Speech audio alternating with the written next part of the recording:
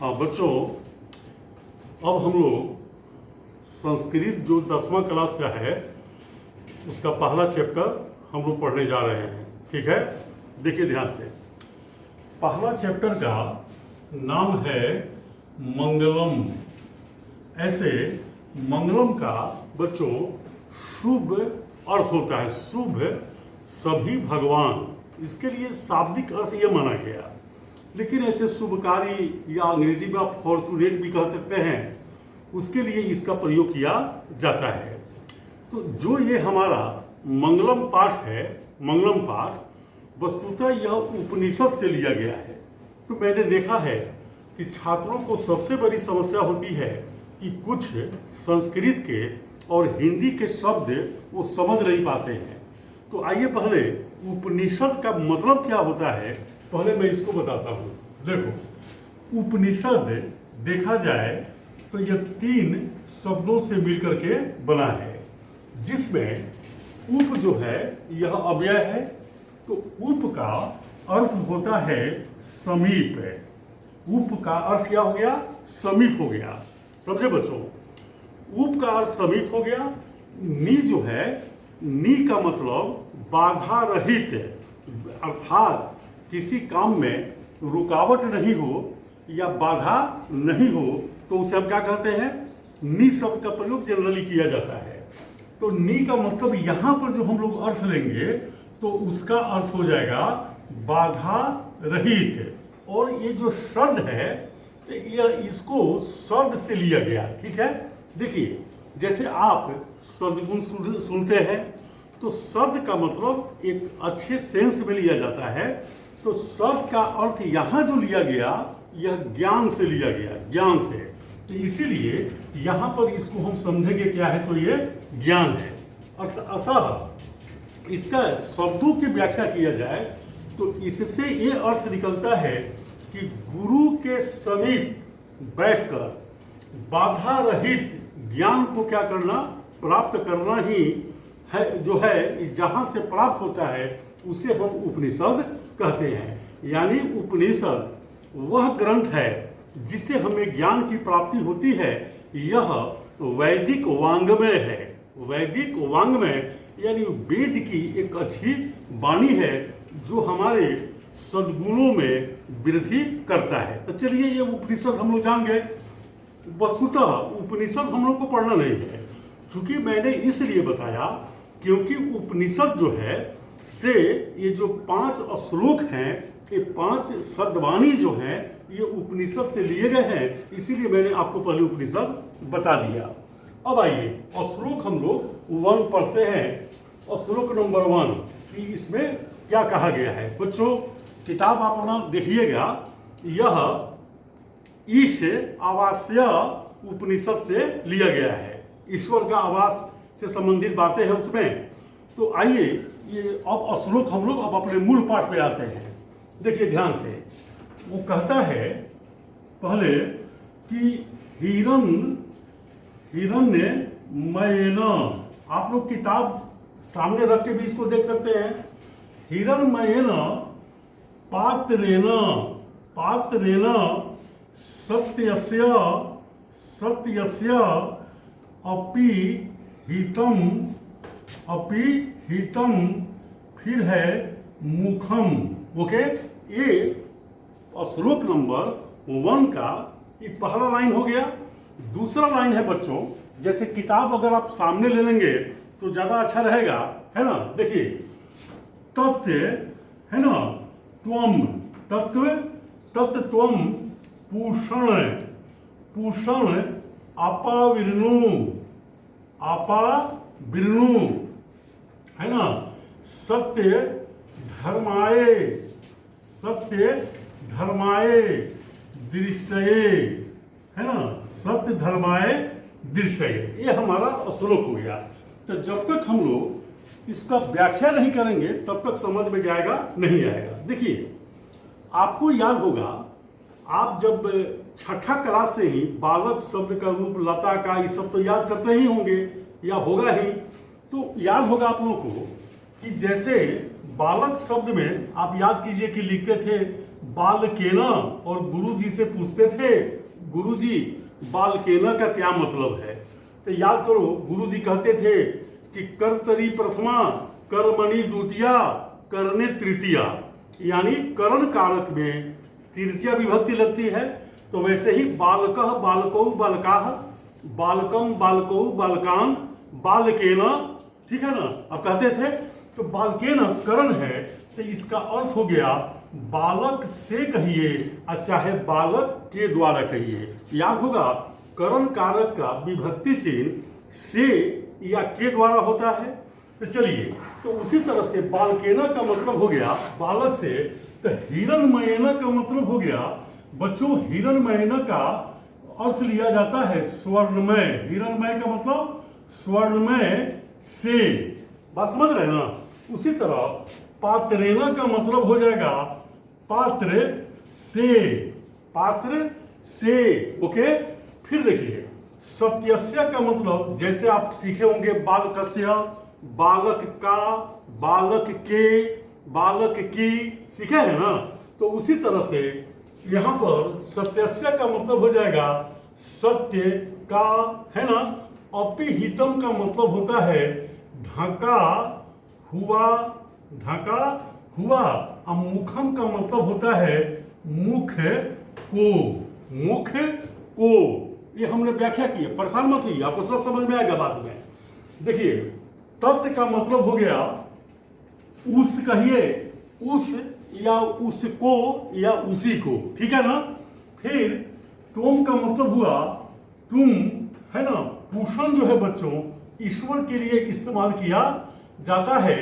आपा बिरनु का मतलब होता है हटा दो या हटा दे, है ना। अब याद करो कि जैसे बालकाय का मतलब बालक के लिए, देखो ये सामान्य चीज है, ठीक है। अगर जो बच्चे नहीं जानते हैं बाद में हम इसको क्या करेंगे तो आपको बता देंगे, अभी फिलहाल समझिए। जैसे बालकाय माने बालक के लिए, तो सत्य धर्माय का मतलब हो गया सत्य धर्म के लिए, सत्य धर्म, है ना, के लिए।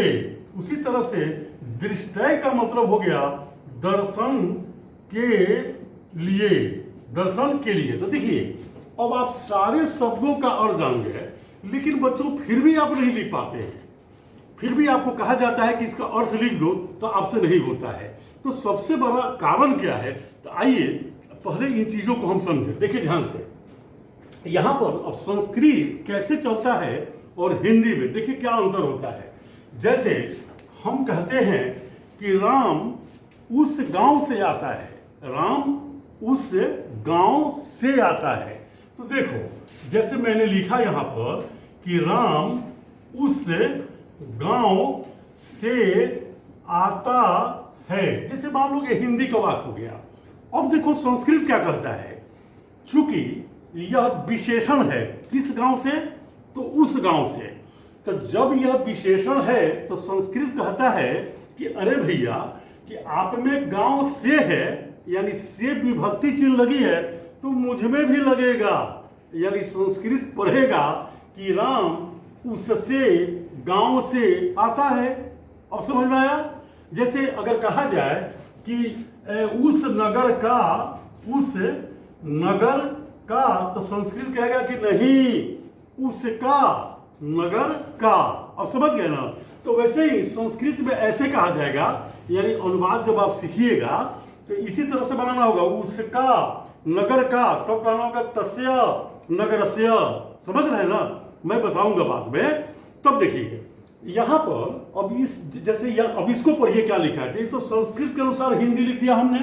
तो ये कहता है कि स्वर्णमय से पात्र से, समझे बच्चों। तो स्वर्णमय से पात्र से, तो अब हम हिंदी बोलेंगे तो कहेंगे स्वर्णमय पात्र से। आ गया समझ में, स्वर्णमय पात्र से कहेंगे। लेकिन अगर शाब्दिक अर्थ कोई पूछेगा तो हम बोलेंगे कि नहीं, इसका स्वर्णमय से होगा और इसका पात्र से होगा। बात समझ रहे हैं ना। तब देखिए अब उसी तरह से सत्य का ढका हुआ है मुख को।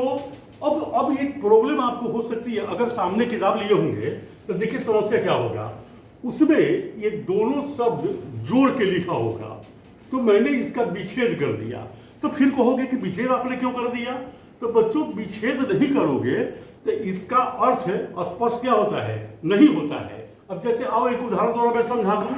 एक बार मैंने बच्चों को कोई पाठ पढ़ा रहा था, तो उनसे पूछा क्या कि किम सुखम का अर्थ क्या है?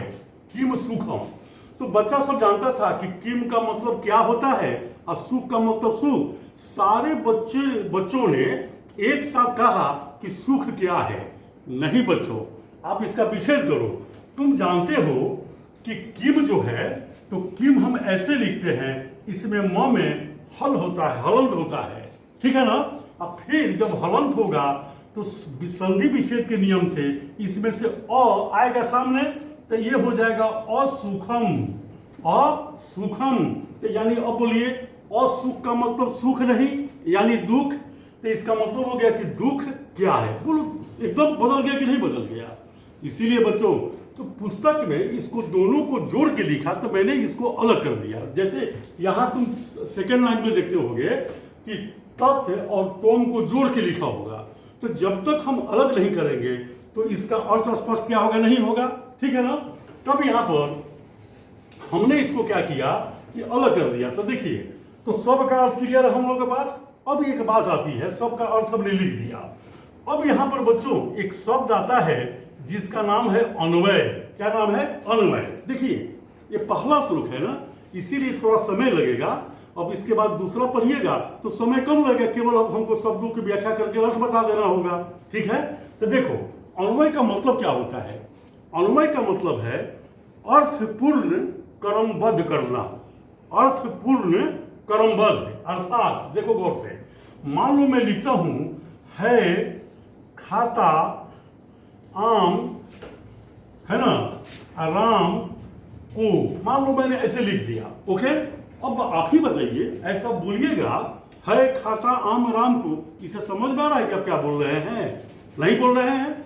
लेकिन इन्हीं शब्दों को जब आप अन्वय में सेट कर दे, अर्थात अर्थपूर्ण कर्मबद्ध कर दे, तो आप बोलिएगा ना कि राम आम को खाता है, चाहे को हटा दिया जाए तो राम आम खाता है, तो क्या हो गया? अन्वय।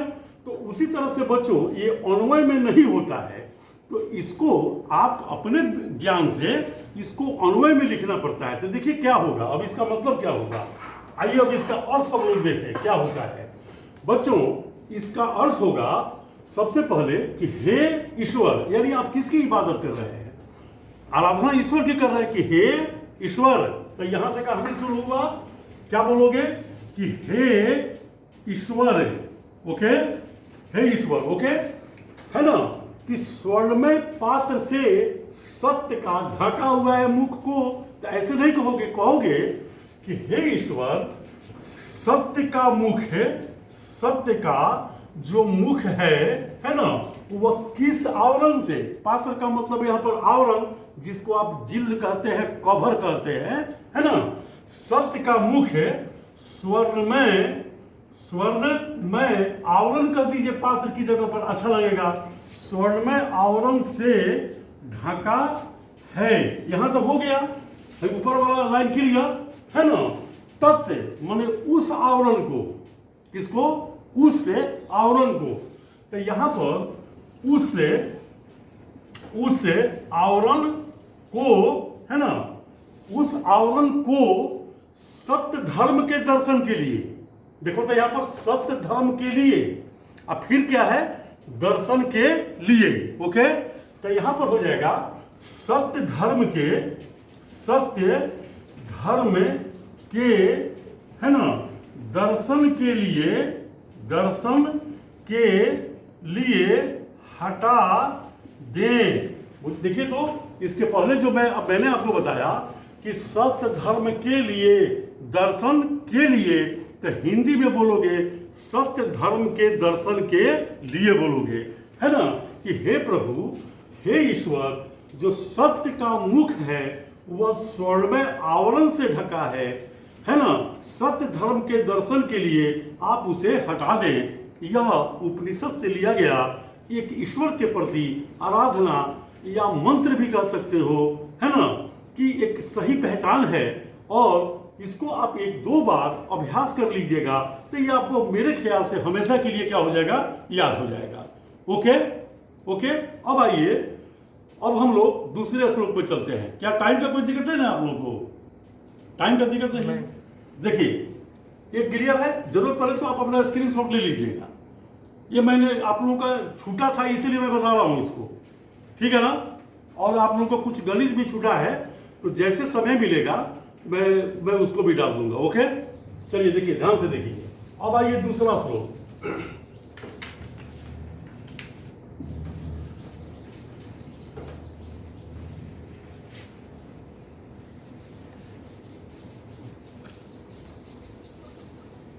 ठीक से समझ में आ रहा है ना? आ रहा है। ठीक, देखिए यहां पर देखिए बच्चों, अब जो दूसरा श्लोक है, अब यहां पर है कि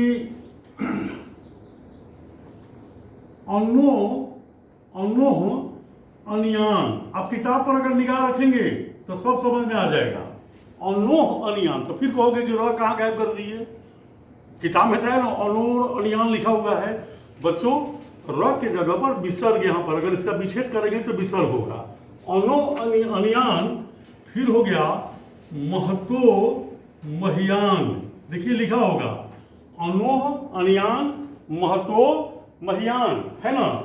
आत्मा अस्य, आत्मा अस्य लिखा होगा, आत्मा अस्य, है ना। जंतु जंतु, है ना। निहितः निहितः, अब फिर होगा गुहायाम, गुहायाम लिखा होगा। ओके, है ना। गुहा में यहां और जगह, यहां देखिए गुहायाम, देखिए गुहायाम, आप देखे होंगे। तो बच्चों यहां पर अनो अनियान महतो महियान, तो देखो क्या होता है। जैसे आप तो केमिस्ट्री में अणु सब जानते होंगे। अणु का मतलब यहां पर सूक्ष्म से मतलब है, छोटा। तो अणु अनियान का मतलब हो गया सूक्ष्म से सूक्ष्म है, समझ रहे हैं ना, सूक्ष्म से सूक्ष्म है। तो यहां पर जैसे यहां से लेकर के यहां तक का अर्थ जो होगा यह होगा सूक्ष्म से सूक्ष्म। इसका मतलब कि छोटा से छोटा। फिर है महतो महियान, तो इसका अर्थ हो जाएगा महान से महान, महान से महान। आप याद कीजिए, महत शब्द का मतलब बड़ा होता है, तो अब आप कहते हैं महत्तम, सबसे बड़ा, है ना। तो महतो महियान यानी महान से महान। आत्मा मैंने आप जानते हैं, अस्य याद है ना, बालकस्य बालक का। तो उसी तरह से अस्य का मतलब हो गया इस के कहो, या इस का कहो, या इस की कहो। तो सेंटेंस के आधार पर, स्त्रीलिंग पुल्लिंग के आधार पर आप इसका प्रयोग करोगे। फिर हो गया जंतु का मतलब जंतु के, जंतु के मैंने निहित का मतलब निहित ही होगा, निहित। और गुहायाम का मतलब होगा गुफा में। इसका शाब्दिक अर्थ क्या होगा? गुफा में। लेकिन मैं बताऊंगा कि यहां पर गुफा का प्रयोग किस शब्द के लिए हुआ है। ओके, फिर आइए सेकंड जो पंक्ति है वह है, ध्यान दीजिएगा, हम उसको संधि विच्छेद करके लिख रहे हैं। वह है तम अक्रतुहु, तम अक्रतुहु, ठीक है। फिर है पश्यति, पश्यति। फिर है बीत शोकः, बीत शोकः। धातु, धातु प्रसादात, प्रसादात, है ना। फिर है महिमानम, महिमानम। आत्मनः, आत्मनः, ये लिखा हुआ है ना। अब देखो, खूब ध्यान से देखना, ऊपर के सभी अर्थ क्लियर है, नीचे देखो तम, याद करो, याद होगा सह तौ ते तम, द्वितीय एक वचन। तो इसका अर्थ हो जाएगा उसको। इसका क्या मतलब हुआ? उसको। अक्रतु का मतलब बच्चों, अक्रतु का मतलब कर्म बंधन से रहित, कर्म बंधन से रहित है ना। तो देखो, या कामना रहित भी कह सकते हो, तो यहां पर मैं लिख देता हूं कामना रहित या कर्म बंधन रहित भी आप समझ सकते हो, ठीक है। फिर पश्यति तो आपका जाना पहचाना शब्द है, देखता है, पश्यति का मतलब देखता है, वित्त शोक का मतलब चिंता रहित कहो या शोक रहित, बोले शोक नहीं होना चाहिए, चिंता नहीं होगा तो चिंता रहित, शोक नहीं होगा तो शोक रहित, तो हो गया यह शोक है ना, शोक रहित है ना। अब देखो यहां पर धातु अब प्रसाद, जैसे आप पूजा पाठ में आप प्रसाद खाते हो, जानते हो प्रसाद का एक अर्थ ये भी होता है आशीर्वाद, कृपा, गुरु की कृपा, ईश्वर की कृपा। वही कहते हो कि प्रसाद हम खा रहे हैं, इसका मतलब कि गुरु की कृपा को ग्रहण कर रहे हैं। तो धातु भेद जो है, तो यहाँ पर धातु शब्द का प्रयोग भी ईश्वर के लिए होता है। तो अगर देखा जाए तो यहाँ से लेकर के और यहाँ तक का अर्थ हो जाएगा ईश्वर की कृपा से, ईश्वर की कृपा से हो जाएगा बच्चों, ये समझ में आ गया। फिर देखिए महिमानम, तो महिमानम का मतलब होगा महिमा को, आप जानते हो ना महिमा को, ठीक है। फिर आत्मना का मतलब आत्मा की, जैसे आत्मा की, ये भी षष्ठी एक वचन है, ठीक है। तो देखो अब फिर हम सभी का अर्थ क्या किए जान गए, लेकिन बच्चों इसको फिर अन्वय नहीं सेट करोगे तो क्या ये तुमको कहने आएगा, नहीं कहने आएगा। तो देखो कहां से कहानी शुरू होगी, यहां पर है इसके जंतु के, इसके जंतु के, देखो बार बार आ रहा है कि नहीं आ रहा है, तो कहोगे इसके जंतु के बदले इस जंतु के बोलोगे ना। तो देखो इसका अर्थ क्या होगा कि इस जंतु के हो गया, इस जंतु के। अब बताओ गुफा में, तो बच्चों ये पहाड़ों में गुफा होती है, ये मांगों में गुफा क्या है, तो बच्चों हृदय को हम लोग गुफा समझ ले, हृदय गुण होता है ना। तो यहाँ पर गुफा का प्रयोग किसमें होता है, हृदय के रूप में। तो हम लिखेंगे इस जंतु के हृदय है ना रूपी, हृदय रूपी क्या चीज में, बोलो गुफा में। इतना समझ में आ गया। देखो कहानी कहां से शुरू हो रही है, इस जंतु के हृदय रूपी गुफा में क्या, तो सूक्ष्म से सूक्ष्म और महान से महान कौन, आत्मा निहित है, यानी आत्मा मौजूद है। बोलोगे ना, देखो ना कितना स्पष्ट है कि इस जंतु के हृदय रूपी गुफा में सूक्ष्म से सूक्ष्म, महान से महान आत्मा क्या है, मौजूद है। तो लिखोगे इस जंतु के हृदय रूपी गुफा में सूक्ष्म है ना से सूक्ष्म, ओके, और है ना, और महान से महान आत्मा मौजूद है, या आप निहित भी लिखेंगे, हिंदी का अच्छा शब्द है ना, निहित है यानी मौजूद है। तो चलो ऊपर का लाइन क्लियर। अब कहता है उसको, यानी किसको भाई, तो उस आत्मा को, ठीक है ना। तो यहां पर हो गया कि उस आत्मा है ना, उस आत्मा की क्या चीज को, ध्यान दीजिए, देखो कैसे अन्वय सेट होता है। अरे परेशानी की कोई बात नहीं है, आप 2 4 5 पढ़िएगा, आपको धीरे धीरे इसका आइडिया अपने लगता चला जाएगा, ओके। तो उस आत्मा की महिमा को, उस आत्मा की महिमा को कोई आदमी है ना क्या होकर, तो कामना रहित और शोक रहित होकर किसकी कृपा से देखता है, ईश्वर की कृपा से देखता है। देखो कामना रहित होकर, यानी कोई उसको इच्छा उच्छा नहीं होना चाहिए, कर्म बंधन से रहित होना चाहिए, और शोक या चिंता भी नहीं होनी चाहिए। वह ईश्वर की कृपा से उस आत्मा को वह देख पाता है। तो हो जाएगा महिमा को कोई क्या चीज होकर, तो कामना रहित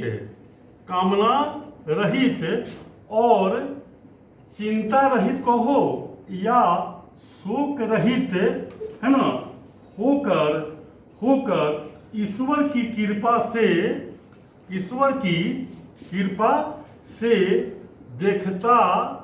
देखता है। बोलो स्पष्ट है कि नहीं है। तो बच्चों ये जो मैंने लिखा ईश्वर की कृपा से, इसको आप यहां भी लिख सकते थे कि उस आत्मा की महिमा को ईश्वर की कृपा से कोई कामना रहित और शोक रहित होकर क्या करता है, देखता है। इसीलिए परेशान नहीं होना है। देखो ये सब अंग्रेजी थोड़े है कि नहीं ही के बाद अगर मान लो कि कहना है दिस इज ए बुक, तो एकदम दिस के बाद इजे होना चाहिए।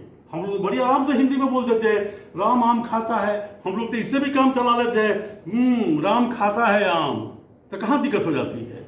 इसीलिए परेशानी की बात नहीं है। तो चलिए ये 2 श्लोक आप लोग अपना पढ़िए, ध्यान दीजिए, फिर इसके बाद अगले भाग में बाकी 3 श्लोक हम क्या करेंगे बताएंगे। ओके, हो जाएगा ना? ठीक है, थैंक यू भाई।